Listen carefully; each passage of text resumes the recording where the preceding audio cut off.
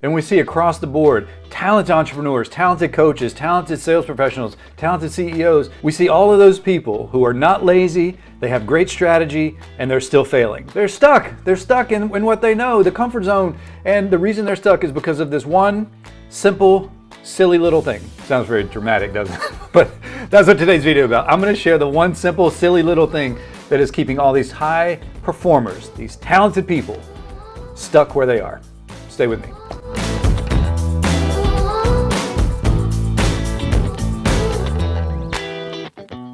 You know, the truth of the matter is, the thing that is between you and where you want to be is you. And as cliche as that sounds, it's actually deeper than that. It's not you necessarily. It's the story that you are telling yourself. That's what's between you and where you want to be. So yes, we're talking about mindset. We're talking about psychology. We're talking about all the things that comprise 80% of why you succeed. We're talking about beliefs like, I'm just not good with money, or who am I to say that? People like me don't get rich. I'm afraid of success. It'll change me. Yeah, that last one, it's like saying I'm scared of looking too good, right? We all want to look good in film. It's just crazy. Anyway, let's get back to it. And the truth is that these beliefs, these limiting beliefs, they don't scream out loud. They're not on a t-shirt. They're not on your business card. They're quiet. They're in the background, but they're consistent. And they're in every moment of your day. And they shape every decision that you make, what risk you take, how you price your services, how much lead generation you do, your sales strategy, what you eat, what you do with your body, how you move, how you exercise, your relationships. They shape every single decision you make throughout your day. And honestly, like for high performers, this is the equivalent of driving a Ferrari with the parking brake on the Autobahn. That's what it's like. It's like your brain is going fast, your desires are going fast, but you can't pick up speed, and you hear this grinding sound, and it sounds like metal on metal grinding. That's kind of what it feels like. And you know I'm right. So in this never-ending loop of psychology and beliefs, here's how the loop works, right? And I'm going to make it very simple. These are my words. I've used this for years. But it starts with a hope. And the hope is just your vision board. It's your dream. It's the thing that you maybe one day might like to have. So a hope has really no gravity to it. There's no must behind it. There's no drive behind it. It's just the initial idea, if you will. And an idea is worth what? Zero. An idea is worth zero. It's just an idea. So that's where it starts. And from that hope, you develop a belief. And this is where it gets sticky. You develop a belief. So it's hope and then belief. And in the belief part, you either believe that you can or cannot. The belief is a fork in the road. There is no gray area. You, like Yoda says, you either do or you do not. So when you start forming your beliefs, that's where those limiting beliefs might come in that says, who am I to say that? Imposter syndrome comes in, comparison comes in, and this shapes the belief that will take us to the next part, which is our action. So if we look at that belief, and we form a limiting belief that says, I'm not going to be rich, guess what the action's going to do? The action's going to prove you right, because the brain is here to protect us. So your actions are you're going to sabotage, you're going to do all the things that are just good enough, but not good enough to get you what you want. And then when the result doesn't show up, you're going to say, I told you, I knew I couldn't do it.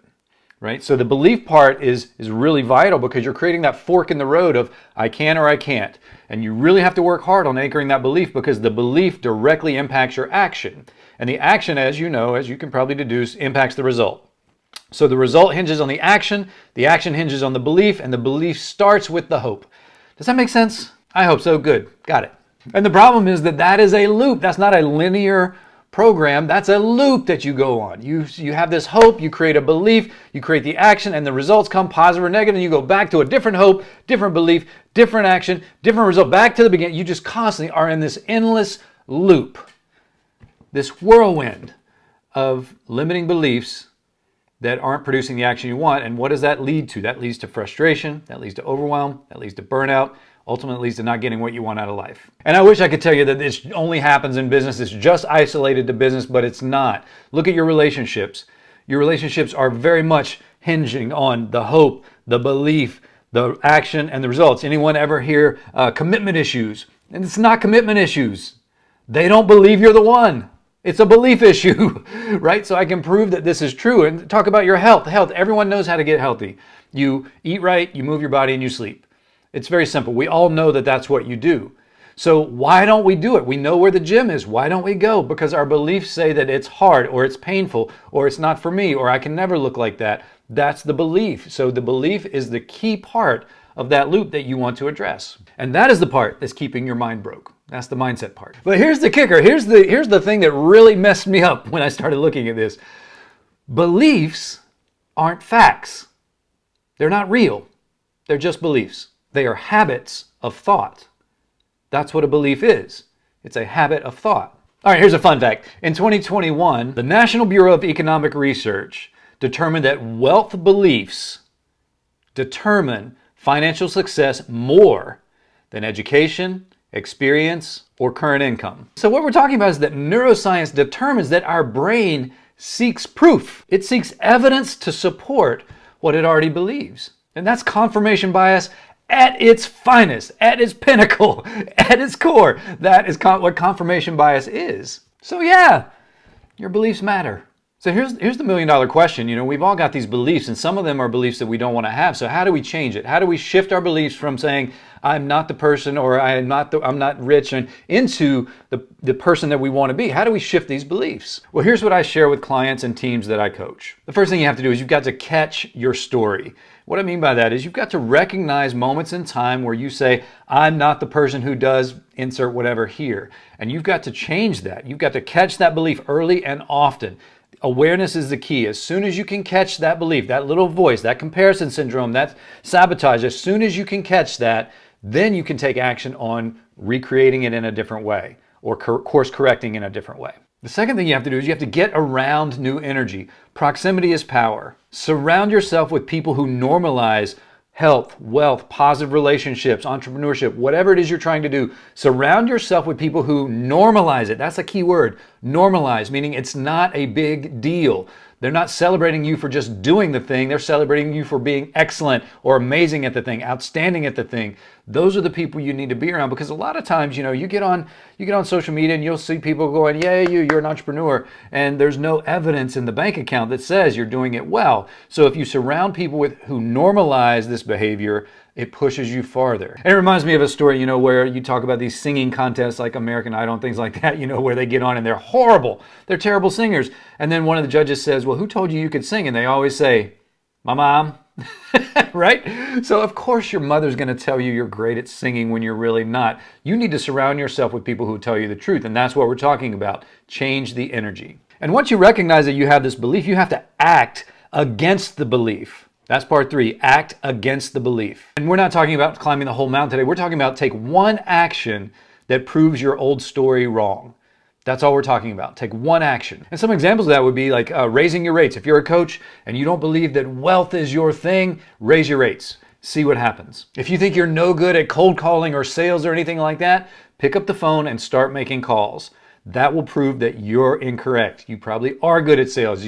Making a phone call is easy. You pick up your phone, you dial the number, you do it all the time. You don't need a skill to do that. We're going to change that belief that way. Or it could be that you put everyone else ahead of yourself, and the belief is that you always eat the crumbs. So a way to really act against that belief is to invest in yourself.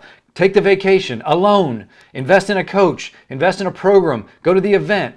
Invest in yourself. That'll help you course correct this belief that you come last. And number 4 is a big one. I try to practice this often. Feed your brain better input. And we're talking about the podcast, the books, the social media, the mentors, all of that. Feed your brain a better source of input so that these beliefs are anchored and your action follows suit. And you know, your mind is a garden, so stop planting weeds.